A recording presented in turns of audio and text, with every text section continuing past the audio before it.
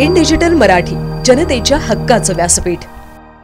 उल्हासनगरच्या हिल्लाइन पोलीस ठाण्यात शिंदे गटाचे शहर प्रमुख महेश गायकवाड यांच्यावर फायरिंग केल्याप्रकरणी भाजप आमदार गणपत गायकवाड आणि इतर आरोपींना आज उल्हासनगर न्यायालयात हजर करण्यात आले। न्यायालयाने आरोपींना न्यायालयीन कस्टडीत ठेवण्याचे आदेश दिले आहेत।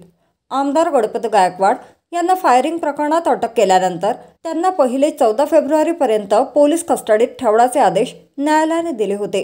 त्यानंतर आज अटक असलेल्या सर्व आरोपींना न्यायालयात हजर केले असता त्यांना न्यायालयीन कस्टडीत ठेवण्याचे आदेश देण्यात आले आहेत।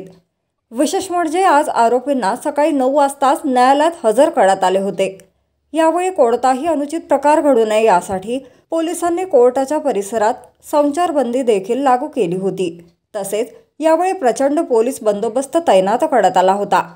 9 वाजता हजर करण्यात आला होता आणि कोर्टाने पोलिसांची डिमांड असताना सुद्धा तपासाची प्रगती बघून त्यांना जेल कस्टडीचे आदेश केलेले आहे।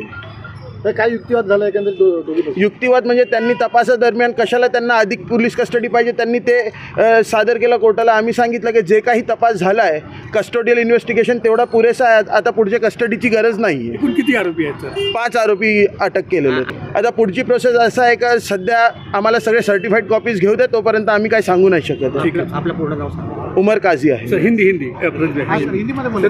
5 आरोपियों को आज गणपत गायकवाड़ को मिला के 5 आरोपियों को आज कोर्ट में सवेरे 9 बजे हाजिर किया गया था और पुलिस कस्टडी की डिमांड की गई थी, बट कोर्ट ने तपास की प्रगति देख के उन्हें जेल कस्टडी का ऑर्डर किया गया है।